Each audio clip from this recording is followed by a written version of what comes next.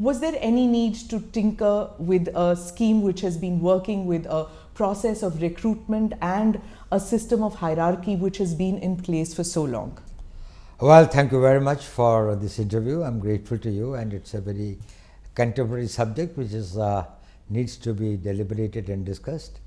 I'll tell you, firstly, we must understand security is a very dynamic concept. It cannot remain static. Security is only in relation to the environment in which we have to protect our national interests and in which we have to protect all our national assets. In this context, if we see, the whole world is undergoing a great change. The wars are changing their complexion. Increasingly, we are going towards a contactless war. We are also going towards a war against the invisible enemy. Technology is taking over at a very rapid speed. So what was good for yesterday is not necessarily good for tomorrow. जो हम कल कर रहे थे वही भविष्य में भी करते रहें तो हम सुरक्षित रहेंगे, ये संभव नहीं है। यदि हमें कल की तैयारी करनी है तो हमें परिवर्तित होना पड़ेगा। आवश्यक इसलिए था कि ये सारी का सारा जो इन्वायरमेंट है भारत के चारों तरफ सारे संसार के अंदर में वो बदल रहा है। दूसरा, इसको एक परिप्रेक्ष्य में देखने की ज़रूरत है। There is a need to look at it in a perspective.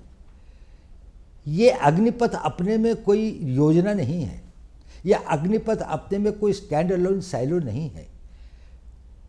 प्रधानमंत्री नरेंद्र मोदी जी जब सत्ता में आए 2014 में, तो उनकी सबसे बड़ी प्राथमिकता, one of his prime priority was how to make India secure and strong, and that required many avenues, that required many steps, multitude of them. Broadly speaking, they come under the four heads. It requires equipment, it requires change in systems and structures, it requires change in technology, it requires change in manpower, policies, and they have got to be futuristic. कल और भविष्य की तरफ देखते हुए हमारे को इन चारों क्षेत्रों में अपनी प्रगति करनी है। आपने देखा होगा, अगर आप पिछले 8 सालों के अंदर में देखें तो स्ट्रक्चरल एंड सिस्टमेटिक चेंजेस बहुत सारे हुए हैं। मान लिया जाए कि CDS का वो था, पिछले 22-25 साल से पड़ा हुआ था, ये डिमांड थी, ग्रुप ऑफ मिनिस्टर्स की रिकमेंडेशन थी, लेकिन राजनीतिक इच्छा शक्ति न होने के कारण ये इम्प्लीमेंट नहीं हुई। हमारे यहाँ साइबर थ्रेट्स पैदा होने शुरू हो गए थे। डिफेंस साइबर एजेंसी का निर्माण एक स्ट्रक्चरल एंड सिस्टमिक चेंज था। डिफेंस स्पेस एजेंसी का आज से 5 साल 10 साल पुराने सैनिक इसकी कल्पना भी नहीं कर सकते थे कि आज हमारी डिफेंस एजेंसी के अपनी स्पेस की एक इंडिपेंडेंट एजेंसी है, एक इंडिपेंडेंट वो है। इसी प्रकार से बहुत सारे जो सिस्टम्स एंड स्ट्रक्चर्स भी चेंज किए गए। दूसरा जो क्षेत्र था जो है इक्विपमेंट का। आज हम, आपने देखा होगा, सरकार ने अपनी सेना के लिए कितने नए तरह के वेपन्स, हमारे पास में जो असॉल्ट राइफल थी जिस पर हम डिपेंड कर रहे थे 7.62, वो शायद इतनी कारगर नहीं थी। अब उसको रिप्लेस किया जा रहा है भारत में बनी हुई AK-203 के साथ में। ये एक बहुत ही कामगर और दुनिया की one of the best assault rifles होगी। इसी प्रकार से अगर हम देखें, चाहे वो पनडुब्बियों के क्षेत्र में है, चाहे वो personal equipment of the soldier है, चाहे वो एयरक्राफ्ट्स हैं, हमने लाइट कॉम्बैट एयरक्राफ्ट का और अब ये 5th जनरेशन एयरक्राफ्ट एमका का हम निर्माण कर रहे हैं। तो इक्विपमेंट के क्षेत्र में एक बहुत प्रगति की जा रही है।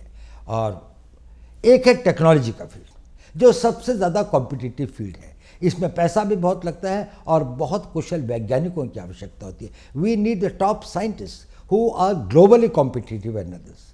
देखिए, इस सरकार के टाइम के ऊपर में अंतरिक्ष के अंदर में जो बड़े और नए संकट आए, सारे का सारा वारफेयर जो है वो सैटेलाइट कंट्रोल होगा। आपका जो हवाई जहाज चलेगा या आपके जो रडार्स काम करेंगे वो सब satellite communication and satellite control होंगे। पर सर, ये अग्निवीर जो है उनकी ट्रेनिंग सिर्फ 1 या 3 महीने की होगी।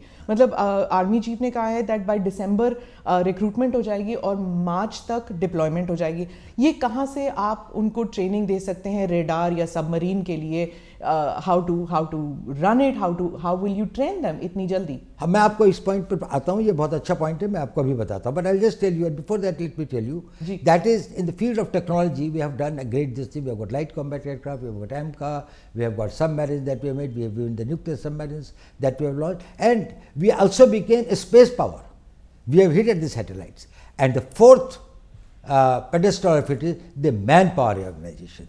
Now, in the manpower reorganization, the point that you have raised was that is we must have a young, agile, fit, well-trained army. Okay. It is a contradiction. It's a paradox कि भारत का वो देश जिसकी सबसे young population है, उसकी एक oldest army है, जहाँ पर 2030 के अंदर में 50% लोग 25 साल से कम उम्र के होंगे. उसी देश के अंदर में जो सेना की एवरेज एज है वो दुनिया के सबसे अधिक एजेड आर्मीज में से है.